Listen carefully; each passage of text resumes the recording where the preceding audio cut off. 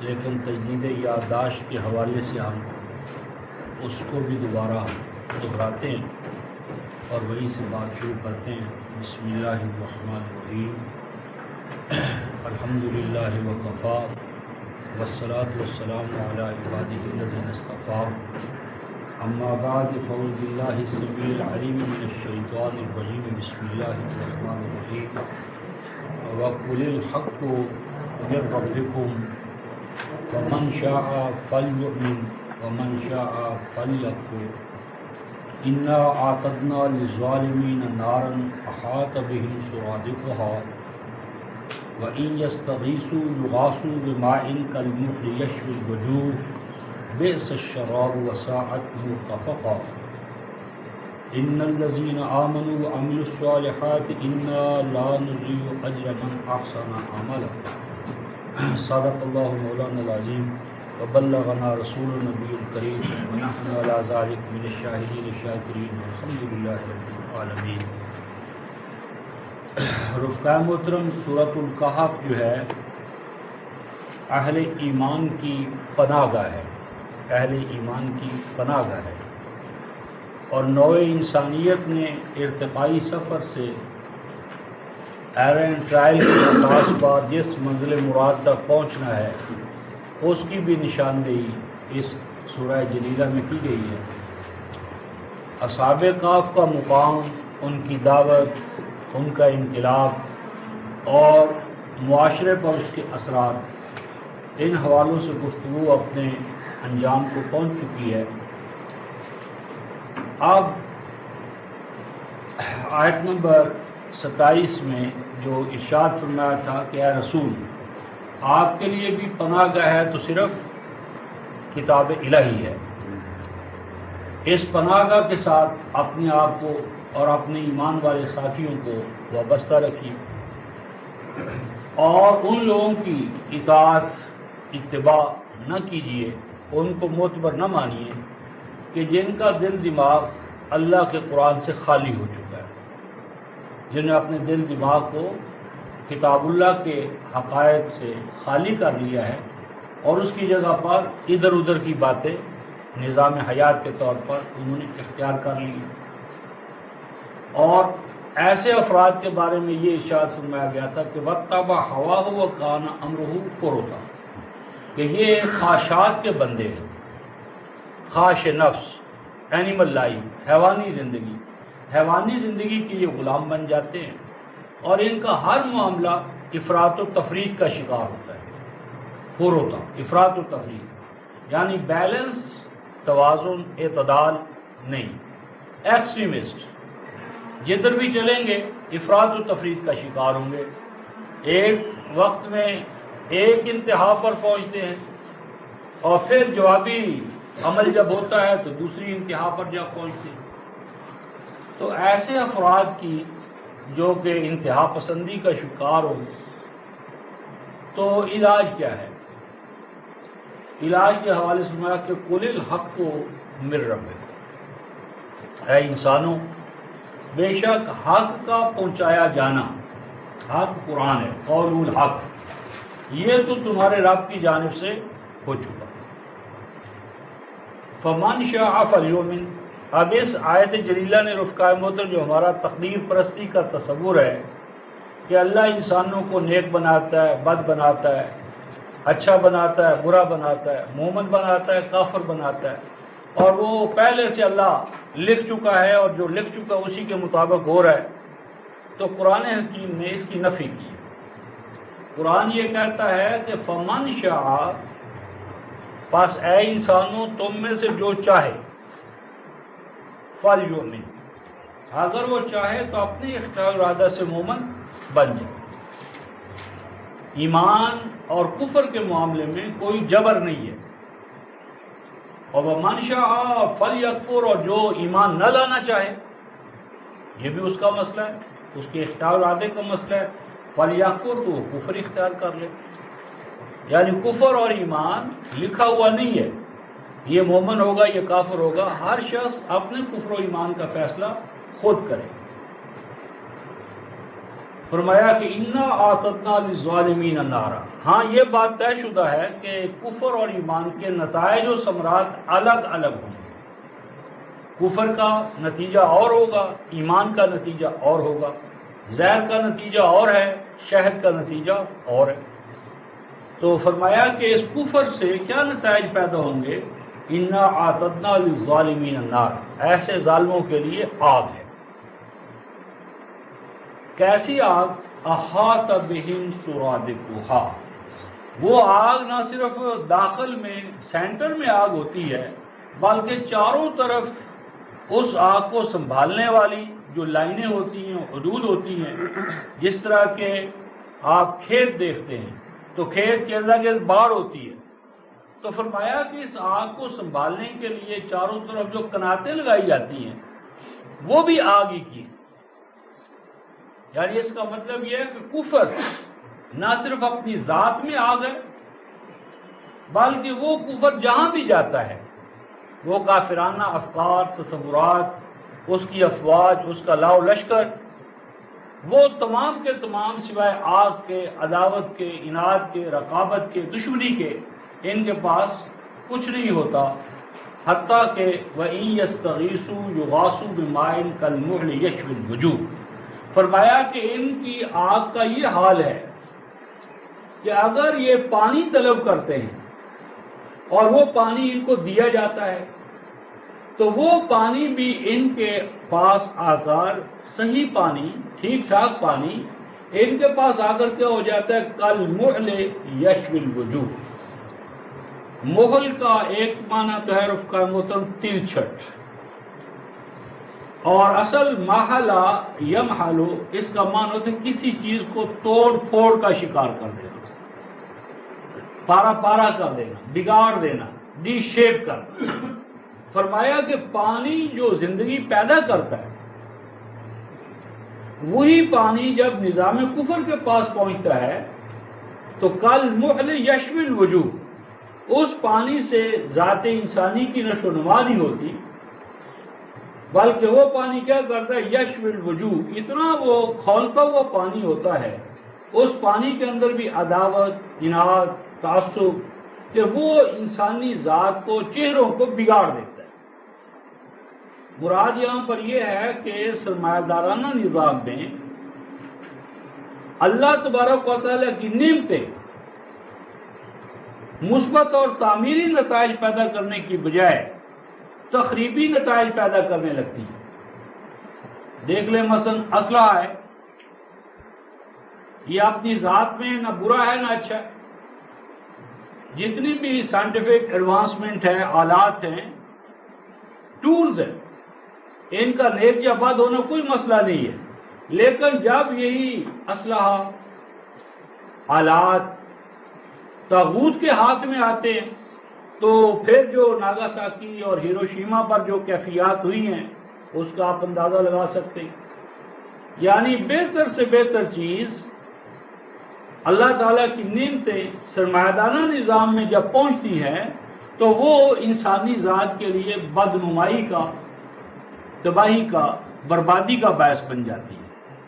اور ارشاد فرمایا بئس الشراب، وہ نعمتیں جو اللہ تعالیٰ نے نعمتوں کے طور پر انہیں عطا کی ہوتی ہیں، ان کا پینا، کھانا توازن کو توڑتا ہے، توازن کو، اعتدال کو توڑ دیتا ہے۔ وساعت مرتفقا، اور ان کے جو قرب و جوار میں ان کے ساتھ جو پیک کر کے رفاقت کے اندر، دوستی کے اندر جو افراد آئیں گے، اقوام آئیں گی، وہ بھی اس سرمایہ دار نظام کی وجہ سے توازن و اعتدال سے محروم ہو جاتی ہے۔ ان کے برعکس آپ ایمان والوں کا حال بتایا، ان الذین آمنوا وعملوا الصالحات، بے شک وہ افراد جو ایمان لائیں، اور ایمان سے مراد توحید ہے، کیونکہ مطلق ایمان تو کفار کو بھی تھا۔ قرآن نے کہا کہ اگر آپ ان سے پوچھے آسمان کس نے بنایا، زمین کس نے بنائی، چاند، سورج، نجوم و کواکب کس نے پیدا کیے، تمہیں رزق کون دیتا ہے، موت و حیات کس کے ہاتھ میں ہے، تو قرآن کہتا ہے لَيَقُولُنَّ، تو وہ ڈنکے کی چوٹ کہتے ہیں اللہ، یہ سارے کام تو اللہ کرتا ہے۔ قرآن کہتا ہے فَأَنَّىٰ يُؤْفَكُونَ، کہ اس کے باوجود یہ بدرا ہو گئے ہیں، اس کے باوجود یہ غلط کار ہیں، اس کے باوجود ان کا ایمان صحیح نہیں۔ تو ایمان دراصل توحید کے ساتھ ہے۔ تو اگر اللہ تعالیٰ کی ذات میں، صفات میں، اختیارات میں اور اس کے حکم نامے میں کسی بھی نبی کو، ولی کو، انسان کو شریک کر لیا جائے تو یہ شرک والا ایمان اللہ کے ہاں معتبر نہیں ہے۔ اسی لیے 12:106 میں ارشاد فرمایا وَمَا يُؤْمِنُ أَكْثَرُهُمْ بِاللَّهِ إِلَّا وَهُمْ مُشْرِكُونَ، تمہیں دنیا میں ایسے مومنوں کی اکثریت ملے گی جو مومن ہونے کے باوجود مشرک ہے، ایمان باللہ کے باوجود مشرک ہے۔ تو گویا کہ اللہ کو ماننا توحید کے ساتھ ہے، اور دوسرا ایمان کا معنی ہے کتاب اللہ کو کامل و مکمل ماننا۔ 47/2 ایمان کا معنی ہے ایمان بالقرآن، ہاتھی کے پاؤں میں سب کا پاؤں۔ اگر قرآن پر ایمان صحیح ہو جائے گا تو ایمان باللہ، ایمان بالملائکہ، ایمان بالکتب، ایمان بالرسل، ایمان بیوم القیامہ، تمام لیور ان کا صحیح ہو جائے گا۔ اور اگر ایمان بالکتاب ہی ناقص ہے، ایمان بالکتاب ہی میں دراڑیں ہیں، ایمان بالکتاب، ایمان بالقرآن ہی کو گویا کہ آپ نے نہیں سمجھا تو اگلی ایمانیات کا اعتبار بھی نہیں رہے گا۔ آمنوا وعملوا الصالحات، اس ایمان کے بعد وہ اعمال کریں کہ جس سے ذات انسانی میں استعداد اور صلاحیت پیدا ہوتی ہے۔ تو فرمایا ہم کیا کریں گے اِنَّا لَا نُضِيعُ أَجْرَ مَنْ أَحْسَنَ عَمَلًا، تو ایسے افراد کے اجر کو، ریوارڈ کو، بدلے کو کبھی بھی ہم ضائع نہیں کریں گے، خاص طور پر ان افراد کے کہ جو حسن پیدا کریں اپنی ذات میں، معاشرے میں، انسانیت میں، لیکن وہ حسن کس طرح پیدا ہوتا ہے؟ وظیفوں سے اور عاد و وظائف سے پیدا ہوتا ہے؟ نہیں، اعمال، حسن عمل، حسن پیدا ہوتا ہے عمل کرنے سے۔ تو جو بھی اللہ تعالیٰ کے ٹھہرائے ہوئے، بتائے ہوئے اعمال ان کے توسط سے اپنی ذات میں، معاشرے میں، انسانیت میں حسن پیدا کریں گے تو ان کے اعمال کو، نتائج و ثمرات کو اللہ تبارک و تعالیٰ رائگاں نہ جانے دیں گے۔ اور وہ حسن عمل اور اس کا بہتر اجر کیا ہے؟ اولئک، یہ وہ لوگ ہیں، لہم جنات عدن، یہ ہے اجر جو اللہ تعالیٰ کے ہاں سے ان کو ملے گا۔ فرمایا کہ یہ وہ لوگ ہیں کہ جن کے لیے جنات عدن، تو جنات عدن سے مراد یمن کا جو بلکہ آدن یا عدنوں کا اصل معنی ہوتا ہے کسی چیز کا رواں دواں ہونا۔ جنات عدن کا معنی ایسی جنتیں، ایسے باغات، ایسے سرسبز و شاداب علاقے کہ جن کی سرسبزی اور شادابی خزاں ندیدہ ہو، کہ جس پر خزاں نہیں آئے۔ تو ایسے سرسبز و شاداب علاقے جو ہمیشہ کے لیے سرسبز و شاداب ہوں گے، کیوں؟ اس لیے کہ تجری من تحتہم الانہار، کہ وہ جو جنات کے مالک بنائے جائیں گے ان کے حکم اور تصرف اور کنٹرول میں ہوں گے وہاں کے دریا، وہاں کے دریاؤں پر، آبی وسائل پر، نہروں پر ایمان والوں کا کنٹرول ہوگا۔ ایسا نہیں ہوگا کہ زمین پاکستان کے پاس اور ہیڈ ورکس انڈیا کے پاس، منبع انڈیا کے پاس، کہ جب وہ چاہے فلڈ پیدا کر دے اور جب چاہے خشک سالی پیدا کر دے، قحط پیدا کر دے۔ یہ جنت میں یہ نہیں ہوگا۔ یہاں رفقائے محترم قرآن نے من تحت ہم جو کہا ہے نا، من تحت ہم، من تحت حالی کا، یعنی جنات کی وجہ سے تو من تحت ہا ہونا چاہیے تھا، من تحت ہم سے مراد اہل جنہ ہے، یعنی وہ دریا، ندیاں، نالے ایمان والوں کے ماتحت ہوں گے۔ یعنی ایمان والے سائنٹیفک ایڈوانسمنٹ میں، علم اور تجربے میں اس حد تک آگے بڑھیں گے کہ ندیاں، نالے، دریا، منابع، ریسورسز آف واٹر جتنے بھی ہیں وہ ان کے حکم اور تصرف کے حوالے سے چلے گا. یحلون فیہا من اساور من ذہب، فرمایا کہ وہ پہنائے جائیں گے، ایمان والوں کو پہنایا جائے گا من اساورا. اساورا اسورا کی جمع ہے. اسورا کا اصل معنی عرف عام میں کنگن ہوتا ہے، کنگن. اور من ذہب، ذہب سونے کو کہتے ہیں. عام طور پر اس کا ترجمہ کیا جاتا ہے کہ ان کو سونے کے کنگن پہنائے جائیں گے.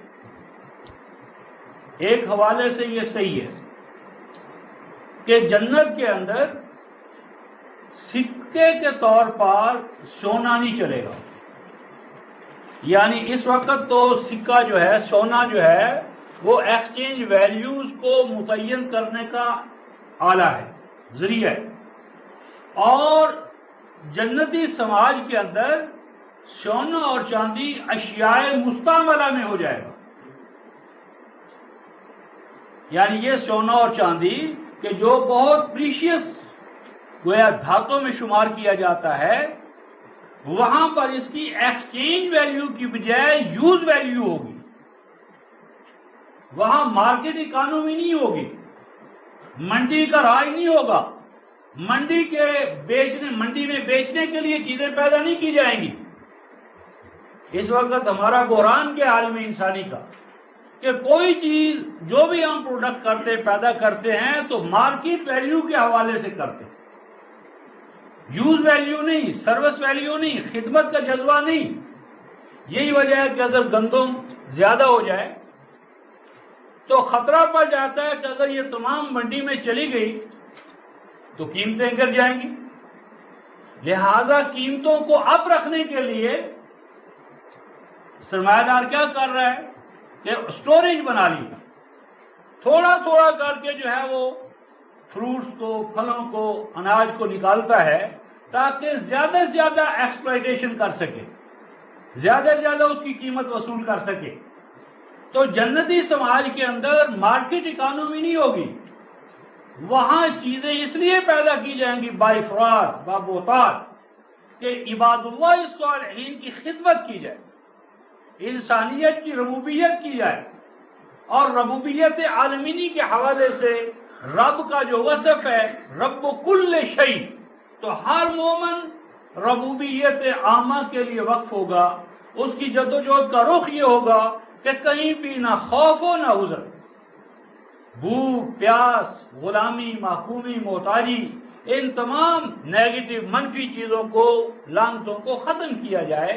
تو ایک تو معنی ہے کہ وہاں پر یہ کنگن سونے کے، یعنی سونا وہاں پر وہ حیثیت نہیں رکھے گا جو سرمایہ دارانہ نظام میں رکھتا ہے، بلکہ یہ اشیاء مستعملہ میں ہو جائے گا. اور اس کا ایک اس سے بھی گہرا معنی ہے، وہ یہ ہے کہ اسورا جو ہے، اسورا افعلا کے وزن پر، جس کی جمع اساور ہے. سور کہتے ہیں فصیل کو، جس کے کسی ساتھ کسی چیز کو گھیرا جائے. اور ایک معنی اس کا یہ ہے کہ وہاں پر ایمان والوں کو اتنے مقام بلند پر فائز کیا جائے گا، یا اتنے مقام بلند پر ہوں گے کہ ان کے مکانات کی دیواریں بھی سونے کی ہوں گی.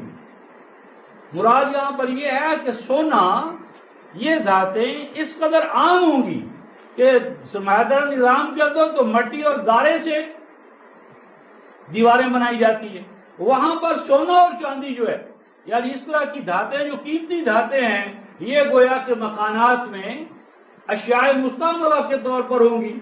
اور دوسرا اساورا، سور، جس طرح میں نے فصیل کو کہا ہے، تو فصیل کا معنی ہوتا ہے حفاظت.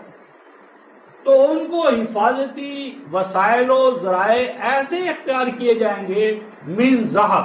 ذہب کا معنی سونا بھی ہے رفقہ محترم، لیکن سونے کو سونا کیوں کہتے ہیں عربی زبان میں؟ ذہب کا اصل معنی جسے عرف انگریزی میں کرنسی کہتے ہیں، کرنسی، یہ صحیح معنی میں ترجمہ ہے ذہب کا. ذہبہ کا اصل معنی ہوتا ہے چلنا، چلنا، آگے بڑھنا، گردش کرنا. اساورہ من ذہب کا یہ معنی ہے کہ ان کو جو حفاظتی وسائل عطا کیے جائیں گے، ان وسائل کو وہ اپنی ذات میں بند کر کے اور ان پر سانپ بن کر وہ نہیں بیٹھ جائیں گے۔ من ذہب، اپنا فائدہ اٹھایا اور جو مافضل زائد ہے وہ آگے بھیج دیا۔ ذہب یعنی وہاں پر اشیاء خدمت کے جذبے کے تحت رواں دوا رہیں گی، ان پر وہ باندھ کر نہیں بیٹھ جائیں گے۔ من ذہب، وہاں ہر چیز کرنٹ پوزیشن میں ہوگی، روانی کی ایسا دوا ہوگی، ہر فرد فائدہ اٹھائے گا، اور چونکہ خطرہ یہ نہیں ہوگا کل ہمارا کیا بنے گا۔ خوف فردہ سے جنتی معاشرہ، آج ہمارے لیے عذاب تو یہ ہے کہ کچھ نہیں کہہ سکتے کل کیا ہوگا، کل کیا ہوگا، ہم کیا کھائیں گے، ہماری آل اولاد کیا کھائے گی۔ اس لیے خوف فردہ کے قیدی ہونے کی وجہ سے ہم ہر چیز کو اپنی ذات کے لیے سمیٹ کر رکھ رہے ہیں۔ نتیجہ یہ ہے کہ اپنے لیے اگر خوشحالی ہے تو دوسروں کے لیے محرومیہ۔ تو وہاں جنتی معاشرہ میں کیا ہوگا، وہاں ہر چیز رننگ پوزیشن میں ہوگی، رواں دواں ہوگی، نعمائے الہی حرکت پونا ہوں گی کہ جو چاہے اس سے فیض یاب ہو جائے۔ ہر فرد اپنا فائدہ اٹھا کر اس پر بند نہیں باندھے گا، بلکہ دوسروں کو دیتا چلا جائے گا، ان کو کھلا چھوڑ دے گا کہ جو چاہے اس سے مستفیض ہوتا چلا جائے۔ اور فرمایا وَيَلْبَسُونَ ثِيَابًا خُضْرًا مِّن سُندُسٍ وَإِسْتَبْرَقٍ، اور فرمایا کہ پہنائے جائیں گے یا پہنیں گے وہ ایسے سیاب کپڑے جن کپڑوں کے بارے میں فرمایا خضر۔ یہ خضر جو ہے اخضر و خضراء خضرن، یہ جمع ہے اخضر خضراء جمع خضر۔ خضر اصل معنی اس کا سبز نہیں ہے، خضر یخضر کا اصل معنی ہے کسی چیز کا اپنے کمال مطلوب کو پہنچ جانا۔ اور زمین جب چٹیل میدان ہو وہ اپنے کمال مطلوب سے خالی ہوتی ہے، اور زمین پر جب ہریالی، پودے، درخت اس سے سرسبز ہو جاتی ہے تو وہ زمین کی کامیابی ہے۔ خضرن کا معنی ہے ایسے لباس جو کسی کی لوٹ مار سے وہ حاصل نہیں کریں گے، وہ کپڑے ان کی ذات کے عین مطابق ہوں گے، یعنی گرما اور سرما کے حوالے سے اور فنکشنز کے حوالے سے۔ گویا کے لباس موقع محل کی مناسبت سے، سرما اور گرما کی مناسبت سے، اور مقاصد جن کے حوالے سے وہ لباس پہنا جا رہا ہے وہ ان کو پہناوے ایسے ملیں گے، ایسی یونیفارمز ملیں گی، ایسے گویا ان کو لباس دیے جائیں گے کہ جن کے دو خواص ہیں، من سندس اور استبرق۔ سندس کا معنی عام طور پر کرتے ہیں ریشم، اور استبرق کا معنی کرتے ہیں دویز ریشم، لیکن رفقائم ہوتا اگر سندس کو سندس کے معنی میں رکھا جائے، سنداسا کسی چیز کو خاص طور پر لکڑی کو جب بھن نہ لگے، لکڑی جو ہے وہ بھن نہ لگے اور کوئی چیز جو ہے وہ اتنی پائیدار ہو کہ اگر آپ اس کو توڑنا چاہیں تو جلدی ٹوٹے نہیں، تو سنداسا کا اصل معنی ہوتا ہے استحکام، مستحکم ہونا، پائیدار ہونا۔ یعنی وہاں پر لباس جو بنایا جائے گا وہ منفعت عامہ کے حوالے سے، ایکسپلائٹیشن کے حوالے سے نہیں، نفع بخشی کے حوالے سے نہیں، بلکہ لباس پائیدار ہوگا۔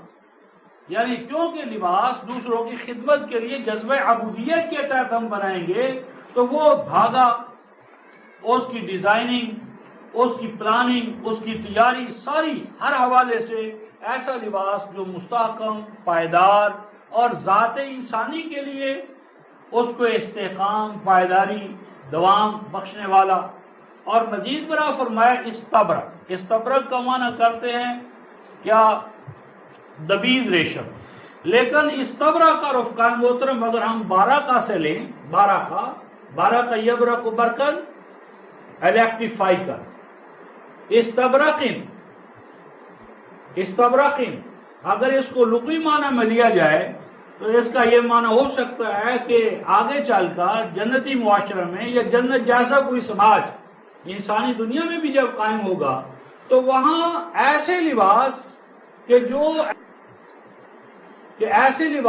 جن کے اندر یعنی گویا کہ خالی کائنات کی جو قوتیں ہیں، مثلا الیکٹریسٹی ہے، تو اس کو یعنی اگلے کروں میں جانے کے لیے یا تسخیر کے اگلے مقامات تک پہنچنے کے لیے اگر لباس کے اندر بھی گویا کہ بجلی کا کوئی عمل دخل پیدا کر لیا جائے کہ مثلا جس خطے میں جا رہے ہیں وہاں پر بجلی کے یا ایسے اثرات ہمارے اوپر مرتب نہ ہوں، جس طرح مثلا آج ہم ایسی جیکٹس بنا رہے ہیں کہ جو فلاں سے پروف ہوتی ہیں، فلاں سے پروف ہوتی ہیں، تو اگر اسی طرح کے لباس جس کو قرآن حکیم نے دوسرے مقام پر سورہ نحل میں فرمایا تقیکم الحر، ایسے لباس کہ جن کو پہننے سے خارج کی جو گرمی ہے اس سے انسان محفوظ رہے، سردی سے محفوظ رہے، تو سرما اور گرما اور خارجی کائنات کی جو ہیٹ ہے یا برودت ہے یا موسمی اثرات ہیں، ان موسمی اثرات سے ان کا ہر حوالے سے دفاع کرنے والے،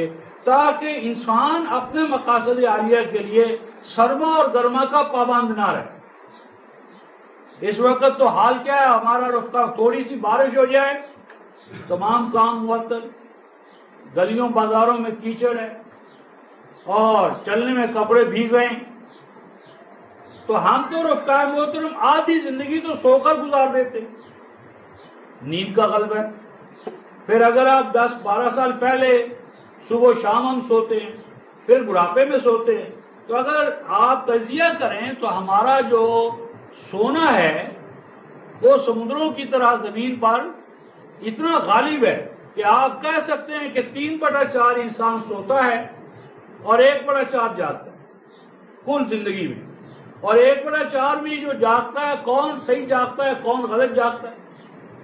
تو اس تبرک کے اندر یہ قرینہ ہے، انڈیکیشن ہے کہ ایسے لباس جنتی سماج میں، معاشرے میں بنائے جائیں گے کہ جو انسان کو سرما اور گرما یا موسم کے تغیر اور تبدل کی قید سے آزاد کر دیں گے۔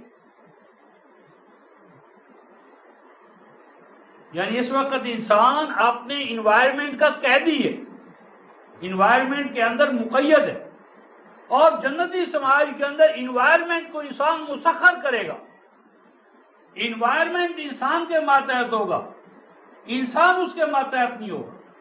تو جس طرح آج ہم صحراؤں کے اندر اے سی لگا لیں اور برفستانی علاقوں کے اندر ہیٹنگ پروسیس ہم نے کیا ہے، تو یہ بھی اس تبرک کا ایک شیڈ ہے، یعنی ایسے لباس کہ جن لباسوں کے اندر انسان اپنے لیے حرارت، حرکت، حدت، برقیت، یہ تمام وسائل جو ہیں وہ اپنے لیے پیدا کرے گا۔ فرمایا متکئین فیہا علی الارائک، اور فرمایا کہ عام ترجمہ اس کا کرتے ہیں کہ وہ تکیہ لگائے ہوں گے، ٹیک لگانے والے ہوں گے، علی الارائک، اریکہ کہتے ہیں وہ یعنی اونچی کرسی یا اونچا پلنگ یا اونچی چیز۔ آپ جو اگر متقین کے اندر ہی اگر تکیہ لگانے کا مفہوم ہے تو علی الارائک کا کیا معنی؟ تو اصل یہ متقین جو ہے رفقا اتقاء کا معنی سہارا دینا ہے، سہارا دینا، کسی گرتے ہوئے کو گرنے سے بچا لے۔ متقین اہل ایمان، اہل جنہ، یہ وہ لوگ ہیں کہ جو دوسروں کو سہارا دیں گے، گرنے والوں کو اٹھانے والے، جو گرا پڑے اس کو اٹھانے والے، پڑھنے کی طرف جا رہا ہے تو اسے ایسا انتظام کرنے والے کہ وہ گرنے نہ پڑے۔ اور یہ جو گراوٹ سے روکنے کا جو نظام ہے اس کے لیے فرمایا علی الارائک۔ اریکہ جو ہے رفقان محترم ایک تو اسی طرح کی چیز کو کہتے ہیں جو اونچی ہو، زمین سے بلند ہو، اور اسی طرح آرے کا یہ آرا کو کسی چیز کو ماتحت کرنا، اور ایسی چیز جو آپ کو اڑا کر لے جائے، اڑا کر لے جائے، جو آپ میں اتنی طاقت پیدا کر دے کہ آپ رواں دواں رہے۔ علی الارائک کا معنی یہ ہے کہ وہ جنتی سماج، جنتی معاشرہ ایسا سہارا دینے والا ہوگا کہ جن سہاروں کے اندر محتاجی نہیں بلکہ وہ احتیاج سے پاک کر دے گا۔ مراد یہاں پر یہ ہے کہ ایسے جس طرح آپ عام کرتے ہیں کہ کسی کا وظیفہ لگا دیا کہ ہر دوسرے دن ہمارے دروازے پر دستک دے، ہم اپنی شان گدائی کا اظہار کریں اور ہم شان سخاوت کا۔ اور آیت کا یہ مفہوم ہے کہ ان کو ایسا کر دیا جائے گا کہ وہ بار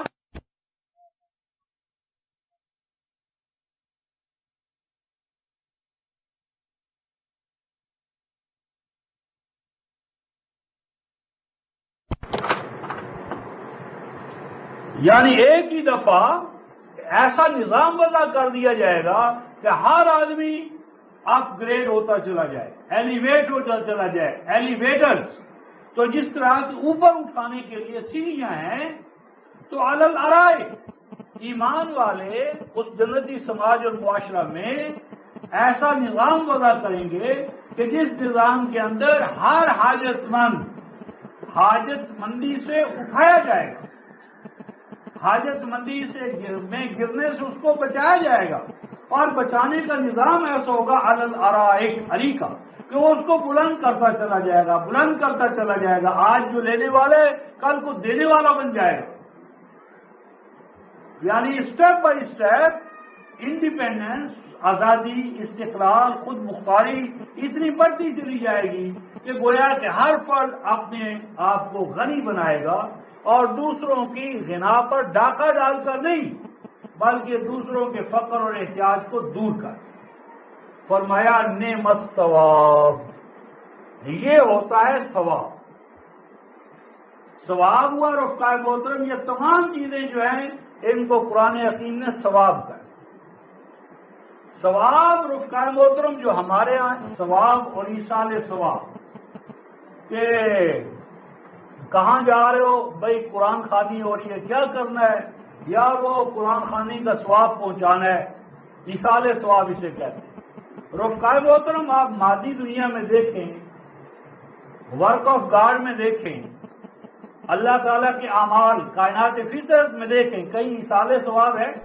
یعنی کہیں ایسا ہے کہ روٹی آپ کھائیں اور بھوک کسی اور دوسرے کی دور ہو جائے، پانی آپ پئیں، پیاس کسی اور دوسرے کی دور ہو جائے، انجیکشن آپ کو لگے اور صحت مندی دوسرے کو مل جائے۔ تو اس میں رفقائے مادی دنیا کے اندر مادیات میں ہم دیکھتے ہیں کہ اگر بیٹے کو مثلا درد ہے دانت میں تو ماں تڑپ تو سکتی ہے، لیکن بیٹے کا باپ درد جو ہے وہ اپنی طرف منتقل نہیں کر سکتا۔ یہی حال اعمال میں، اعمال کے نتائج و ثمرات اسی کے لیے جو وہ عمل کرے۔ تو اعمال کے نتائج و ثمرات خریدنی اور فروختنی چیز نہیں ہے، اور نہ ان کا ایکسچینج ہو سکتا ہے، مبادلہ ہو سکتا ہے، اور نہ یہ ٹرانسفر ہو سکتے ہیں۔ اور ثواب ہے کیا رفقائے محترم؟ ثواب ہوتا ہے صحابہ یسوب و صوب و ثوابہ ری ایکشن۔ تو جس طرح کا ثواب عمل ہوگا اسی طرح کا اس کا ثواب۔ اگر اچھا ثواب ہے یعنی عمل اچھا ہے تو اس کا نتیجہ نعم الثواب، اور اگر وہ عمل برا ہے تو اس کا ثواب بھی برا ہوگا۔ ثواب ہمیشہ اچھا نہیں ہوتا، ثواب اچھا بھی ہوتا ہے برا بھی ہوتا ہے۔ ثواب کا دار و مدار ہے عمل پر، جیسا عمل ویسا اس کا نتیجہ۔ اس ضمن میں ایک حوالہ آپ حضرات کو دکھانا چاہتا ہوں۔ 83 سورہ جو ہے سورہ تطفیف۔ نماز پڑھو ثواب ہوگا، نیکی کام کرو ثواب ہوگا، اور اگر ان سے پوچھو بھائی برا کام کیا جائے تو پھر کیا ہوگا، کہتے پھر ثواب نہیں ہوگا، پھر تو عذاب ہوگا۔ لیکن قرآن کہتا ہے نہیں، یہ بات نہیں ہے۔ سورہ تطفیف 83 سورہ جو ہے رفقائے محترم، اس کی آخری آیت ہے 36، 83/36۔ حَلْ ثُوِّبَ الْكُفَّارُ مَا كَانُوا يَفْعَلُونَ۔ حَلْ ثُوِّبَ الْكُفَّارُ، کیا کافروں کو، مومنوں کو نہیں، کیا کافروں کو سویبا، یہ باب تفیل ہے، پورا پورا ثواب نہیں مل گیا؟ کیا کافروں کو پورا پورا ثواب، بھرپور ثواب کس چیز کا رفقہ محترم؟ ما کانوا یفعلون، ان تمام اعمال کا جو کفریہ اعمال وہ کر رہے تھے، کیا ان کا بھرپور ثواب ان کو نہیں مل گیا؟ تو کافروں کو کافرانہ اعمال کا بھی بھرپور ثواب ہے۔ تو جی اگر ثواب صرف نیکی کا ہو تو قرآن نعمت ثواب اور بیست ثواب کی قید نہ لگاتا، اور کافروں کے ہر عمل پر ان کو ثواب کا نہ کہے۔ تو قرآن کا موقف یہ ہے کہ ہر صوبے بالکفار، کہ ہر کافر کو اس کے ہر عمل اور فعل کا ثواب دیا جائے گا بھرپور طریقے سے۔ تو گویا کہ ثواب جو ہے وہ ہے ری ایکشن، ثواب ہے رد عمل۔ تو کوئی عمل کیا ہوگا تو اس کا ثواب ملے گا۔ تو قرآن خوانی جو ہے یہ کون سا عمل ہے؟ یعنی اگر ہم کوئی حکم نامہ ہمیں آئے رفقہ محترم، آپ کا باپ، میرا باپ، استاد ہمیں کوئی خط لکھے اور اس خط کو ہم سمجھے نہیں، اس کو چون چاٹ کر ریشمی رومال میں باندھ کر اوپر رکھ دیں، تو کیا وہ ہمارا باپ، حاکم، بھائی راضی ہو جائے گا کہ بڑا ادب کیا میرے خط؟ یا اس کو اگر ہم سمجھے بغیر چومتے اور چاٹتے رہیں تو راضی تب ہوگا حاکم جب ہم اس کے حکم نامے کو سمجھیں اور سمجھنے کے بعد اس پر عمل کریں۔ اسی طرح رفقہ محترم ایک پیغمبر ہمارے پاس پیغام لے کر آتا ہے، ایک لفافہ لے کر آتا ہے، اس لفافے میں ہدایات ہے۔ اب وہ جو لفافہ ہدایات والا پیغمبر لے کر آیا ہے اس کو تو ہم زمین پر ڈال دیں، کسی بھی جگہ رکھ دیں، اور جو پیغمبر ہے اس کی زلفوں کی تعریفیں شروع کر دیں، آنکھ اور ابرو کی تعریف شروع کر دیں، اس کے نالین مبارکین کو چومنا اور چاٹنا شروع کر دیں، تو کیا خط بھیجنے والا ہم سے راضی ہو جائے گا؟ تو آپ کو اور مجھے رب العالمین نے جو قرآن کا خط بھیجا محمد رسول اللہ صلی اللہ علیہ وسلم کے توسل سے، تو وہ تو اللہ کے رسول سے اللہ کا خط لانے والے، تو خط تو ہم نے جزدانوں میں بند کر کے رکھ لیا ہے اور رسول اللہ کی ذات کی پرستش شروع کر دی، ان کے در و دیوار کی، نالین مبارکین کی، منہ مبارک کی۔ تو جو خط ہے، پیام ہے، پیغام ہے، وہ جزدانوں میں بند، اور پیغمبر پیغام لانے والا جو ہے اس کے روزے کی جالی جو ہے اس کو چوما جا رہا۔ تو یہ لازمی بات ہے، کوئی حاکم وقت ایسا نہیں چاہتا، اور کسی عدالت میں آپ پر جا کر کسی قانون یا آئین کی کتاب کو گا کر پڑھنا شروع کر دے، پھر دیکھیے عدالت آپ کا کیا ہولیا ٹائپ کرتی۔ تو اللہ تعالیٰ کے حکم نامے کو ہم گا کر کبھی بھیروی میں کبھی کس میں، تو اس کو اللہ تبارک و تعالیٰ کو داد دے رہے۔ تو ثواب رفقہ محترم پڑھنے کا تبھی ہے جب ہم اس پر عمل کریں، اور عمل کریں گے تو جو عمل کرے گا اس کو ثواب ملے گا۔ ثواب خرید و فروخت کی چیز نہیں ہے اور نہ یہ ٹرانسفر ہو سکتا۔ آگے ارشاد فرمایا وَحَسُنَتْ مُرْتَفَقًا، جنتی معاشرے میں ہر آدمی دوسرے آدمی کا رفیق ہوگا، کمپینین ہوگا، ساتھی ہوگا، اور کیسا رفیق اور ساتھی ہوگا؟ حسنت، ایک دوسرے کا حسن بڑھانے والا۔ سرمایہ دارانہ نظام میں ہر فرد دوسرے کا حق مارتا ہے، ہر فرد دوسرے فرد کے حقوق چھینتا ہے۔ 1000 تاجروں میں 999 مرتے ہیں اور ایک بڑا ہوتا ہے، لیکن جنتی معاشرے میں ہر فرد دوسرے فرد کے توازن کا، اعتدال کا، حقوق کا محافظ و نگہبان ہوگا۔ وہ معاشرہ ڈیمانڈ آف رائٹس پر قائم نہیں ہو سکتا، بلکہ ہر فرد اپنے فرض کو ادا کرے، ہر فرد اپنی ڈیوٹی ادا کرے۔ تو جب ہر فرد اپنی ڈیوٹی کو ادا کرے گا رفقائے محترم، ہر شخص کو اس کا حق ملتا چلا جائے گا۔ اگر استاد اپنا فرض ادا کرے گا، شاگرد کو شفقت، تعلیم اور رحمت مل جائے گا، اور شاگرد اگر فرض ادا کرے گا استاد کو احترام مل جائے گا۔ اجیر اگر اپنا فرض ادا کرے گا، آجر کو کیا ملے گا؟ پروڈکشن۔ اور اگر آجر اپنا فرض ادا کرے گا تو اجیر کو ملے گی اس کی مزدوری، جو عدل پر قائم ہوگی اور مساوات کے اصولوں میں تلی ہوئی ہوگی۔ تو میری مالک اپنے مقام پر فرض کی ادائیگی کا ادا کرنے والا بنے گا، اور فرض کی ادائیگی کا جذبہ محرکہ یہ ہوگا کہ تم دوسروں کے اندر حسن پیدا کرو، دوسروں کے اندر توازن پیدا کرو، حسن و توازن کو ضائع نہ ہونے دو۔ رفاقت یہ معیار کہ ہر فرد دوسرے کا محافظ و نگہبان ہو، تو اس کا توازن و اعتدال قائم رہے۔ اب یہاں پر دو ماقبل سماج، سوسائٹیاں، معاشرے، ان کا تقابل تھا، ایک جنتی معاشرہ اور ایک جہنمی معاشرہ۔ اب جنتی اور جہنمی معاشروں سے ہٹ کر جنتی اور جہنمی افراد کی نفسیات، انڈیویجولز، یعنی ان معاشروں کے اندر جو افراد نشو و نما پاتے ہیں، مومن فرد، کافر فرد، دوسروں کی فلاح کے لیے اپنے آپ کو وقف کرنے والا اور دوسروں کو گرا کر پچھاڑ کر آگے نکل جانے والا۔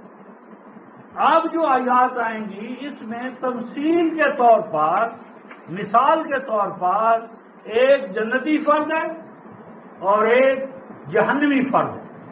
تو جنتی اور جہنمی افراد، اور انہی افراد سے پھر آگے معاشرے تشکیل پذیر ہوں گے۔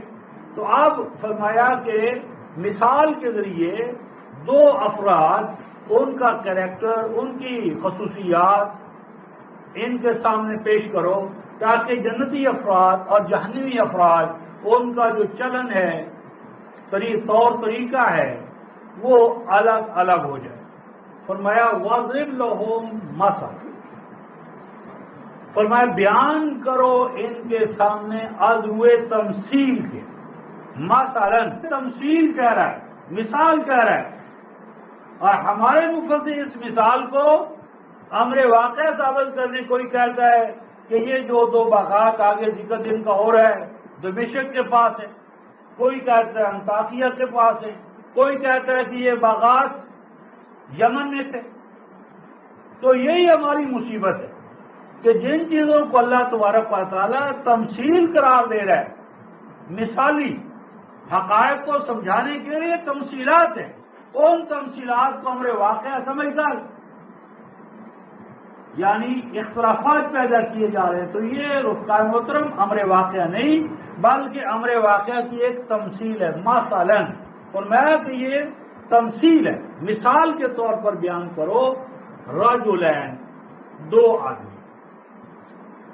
آدمی، جعلنا لأحدہما جنتین من اعناب، فرمایا کہ ان میں سے ایک کے بارے میں ہم نے اپنے قانون طبی کے تحت پایا دو باغات، جنتین دو باغات، اور پھر باغات پر باغات، دو ہی باغ نہیں، باغات پر باغات، من اعناب، انگوروں کے، وحففناہما بنخل، اور وہ انگوروں کے باغات اس انداز کے کہ ان کے چاروں طرف ان کو انسرکل کیا ہوا ہے کھجوروں نے، یعنی سینٹر کے اندر انگور کے باغات ہیں، اور بیرونی جو دیوار سمجھ لیں، اس دیوار کے ساتھ ساتھ کیا ہیں؟ کھجور کا درخت، ایک تو اس کی اونچائی، پھر اس کا پھل۔ تو فرمایا کہ اونچے کھجور کے درخت جو اس کی حفاظت بھی کر رہے ہیں اور اس کے حسن میں زیبائش کا باعث بھی بنتے ہیں۔ وَجَعَلْنَا بَيْنَهُمَا زَرْعًا، اور مزید برآں اس کے سینٹر کے اندر جو قطعات زمین ہیں ان کے اندر طرح طرح کی کھیتی ہے، یعنی گویا کہ ہر حوالے سے ایک کامل مثال کہ انگور کی بیلیں ہیں، زمین پہ طرح طرح کی آپ نے کھیتیاں اگائی ہوئی ہیں، اور بیرونی جو دیواریں ہیں ان کے اوپر مجرد دیواریں نہیں اینٹ کی جو صرف حفاظت کر سکتی ہیں، بلکہ کھجور کے درخت ہیں جو حفاظت بھی کرتے اور پھل بھی دیتے۔ گویا کہ افادیت اور نفع بخشی ہر حوالے سے۔ اور تلک الجنتین آتت اکلہا ولم تظلم منہ شیئا، اور یہ جو باغات ہیں ان کی حالت یہ ہے کہ وہ اپنا پھل دیتے ہیں، وہ سب کے سب باغات پھل دیتے ہیں، وَلَمْ تَظْلِمْ مِنْهُ شَيْئًا، اور جتنی وہ جدوجہد کرتا ہے، محنت کرتا ہے، اس محنت میں سے کوئی ذرہ برابر چیز بھی زمین دبا کر نہیں بیٹھتی۔ یعنی وہ کسان جو ان باغات کا مالک ہے، جب رکھوالی کرتا ہے، محنت کرتا ہے، کھاد ڈالتا ہے، جس حوالے سے بھی وہ زمین پر محنت کرتا ہے، تو ہمارا نظام عدل اس انداز کا ہے کہ اس کی کسی جدوجہد کے کسی رخ کو، پہلو کو دبایا نہیں جاتا، اس کی ہمت شکنی نہیں کی جاتی، بلکہ بھرپور طریقے سے اس کو اگایا جاتا ہے، اس کی نشو و نما کی جاتی ہے۔ اور ایک اور ان باغات کے حسن میں، جمال میں دوبالا کرنے والی یہ بات بھی ہے، کیا وَفَجَّرْنَا خِلَالَهُمَا نَهْرًا، ان باغات کو سیراب کرنے کے لیے ان باغات میں دوائیں، یعنی پانی کے لیے ان کو انتظار نہیں کرنا پڑتا۔ جس طرح ہمارے یہاں مثلا ناکے ہیں، تو ناکے پر پانی پہلے ایک لیتا ہے، دوسرا لیتا ہے، اگر وہ بند کر لے اور آگے کا میں نہیں دیتا تو وہ خشک ہو جاتے۔ تو یہاں فرمایا کہ باغات ایسے ہیں کہ ان باغات کے اندر ہی مثلا ٹیوب ویل لگے ہوئے، کنویں کھودے ہوئے، یا باہر سے دریا آ رہے ہیں، نہریں آ رہی ہیں، لیکن وہ دوامی نہریں، ہمہ وقت رواں دوائیں، ہر وقت سیرابی اور شادابی کا ساز و سامان پیدا کرنے والی نہریں ہیں۔ وَكَانَ لَهُ ثَمَرٌ، اور ایسے شخص کے لیے کیا ہے؟ پھل پر پھل۔ ثمر کا معنی یہ مفرد نہیں ہے، بلکہ نوع اور اجناس، طرح طرح کے پھل، یعنی اس کے پاس طرح طرح کی گویا کہ ترکاریاں ہیں، سبزیاں ہیں، پھل ہیں، پھول ہیں، یعنی سبزی و شادابی کا ہر ثمر انہیں حاصل۔ وَقَالَ لِصَاحِبِهِ، فرمایا کہ مادیات میں مٹیریلسٹک حوالے سے اتنی خوشحالی ہے، یہ پورا یورپ کا جو نقشہ رفتہ محترم وہ اس میں آ گیا، یعنی سائنٹیفک ایڈوانسمنٹ نے ان کو اس مقام پر پہنچا دیا، لیکن اب ان کا دوسرا پہلو۔ فَقَالَ لِصَاحِبِهِ وَهُوَ يُحَاوِرُهُ أَنَا أَكْثَرُ مِنْكَ مَالًا وَأَعَزُّ نَفْعًا، فرمایا کہ اس ساز و سامان حیات دنیا نے اس فرد کو اس مقام پر پہنچا دیا ہے کہ جب وہ ڈائلاگ کرتا ہے، کلام کرتا ہے، بات چیت کرتا ہے، یحاورو گفتگو کرتا ہے، تو اپنے آنا اکثر من کا مالا، میرے پاس مال تجھ سے بڑھ کر ہے، وہ اعز و نفرا، اور میری طاقت اور جتھا بھی کہیں بڑھ کر۔ مراد یہاں پر یہ ہے کہ یہ ساری چیزیں انہوں نے حاصل کر لی، اور کر لینے کے بعد یہ کہا انا اکثر من کا مالا، ہر فرد دوسرے فرد سے مال زیادہ حاصل کرنے میں لگا ہوا ہے، ہر فرد دوسرے فرد پر سبقت لے جا رہا ہے کہ میں اپنی عزت کو، ریپوٹیشن کو، اپنی ذات کو دوسروں سے ممتاز کروں۔ یہ سرمایہ دارانہ نظام کا خاصہ ہے، بالخصوص سائنٹیفک ایڈوانسمنٹ کے تحت گویا کہ یورپ کا ہر کریا جو ہے وہ مسیل بن گیا جنت کی، لیکن اس کے باوجود وہاں پر جنت والی نفسیات نہیں ہے، اس کے باوجود وہ خوف اور حزن سے پاک نہیں ہے، ہر وقت ڈپریشن ہے، اضطراب ہے، نفسیاتی الجھنیں، بیماریاں، روگ ہیں۔ کیوں ہیں؟ اس لیے کہ ہر فرد نے دوڑ لگائی ہوئی ہے کہ میں مال میں دوسرے سے بڑھ جاؤں،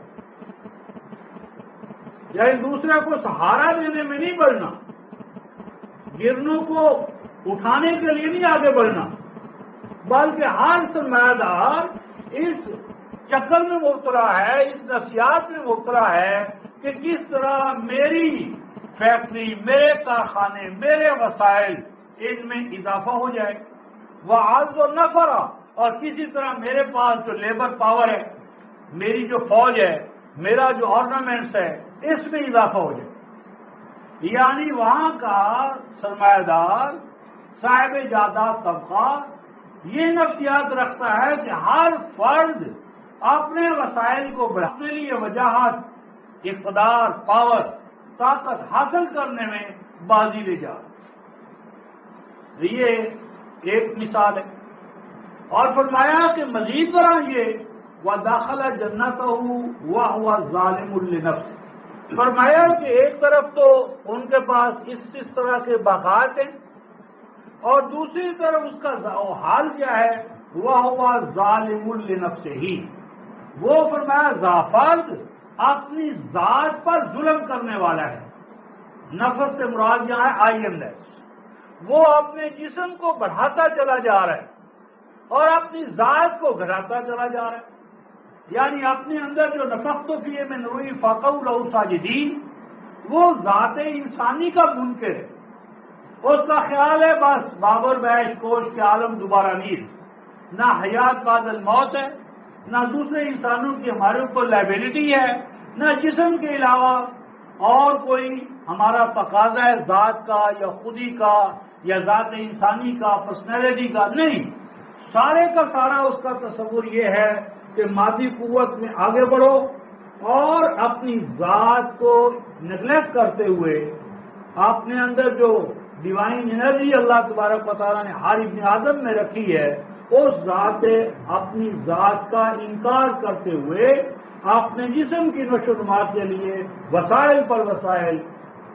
جماعتوں پر جماعتیں، افواج پر افواج، سیٹوں کے منصوبے یعنی پیکٹ ہے یا سینٹوں کا ہے، ان حوالوں سے وہ آگے بڑھنے والا۔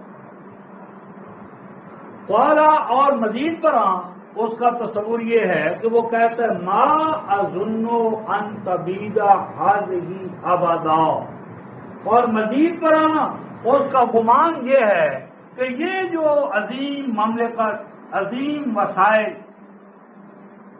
عظیم امکانات جو اسے آج حاصل ہو گئے ہیں، یہ تو کبھی اس کے ہاتھ سے چھوٹنے والے نہیں ہیں، جانے والے نہیں ہیں، کبھی وہ ان سے محروم ہونے والا نہیں ہے۔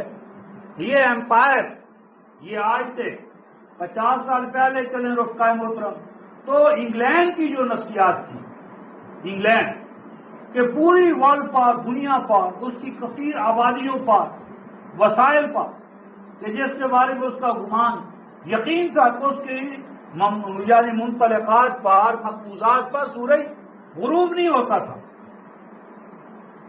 ایک طرف غروب ہو رہا ہے، دوسری طرف طلوع ہو رہا ہے، غروب ہو رہا ہے وہاں بھی برطانیہ کا قبضہ ہے، جو طلوع ہو رہا ہے وہاں بھی برطانیہ کا قبضہ ہے۔ تو ان کی نفسیات کیا تھی؟ نفسیات یہ تھی کہ یہ ہماری کنگڈم، یہ ہمارا ایمپائر، یہ ہماری شہنشاہیت، یہ ہمارا اقتدار اعلیٰ، یہ تو اب کبھی تباہ ہونے والا نہیں ہے، ہمارے ہاتھ سے چھوٹنے والا نہیں ہے۔ جو غلام قومیں ہماری غلامی میں آ گئی ہیں، اب یہ کہاں ہمارے ہاتھ سے چھوٹ کر جائیں گی؟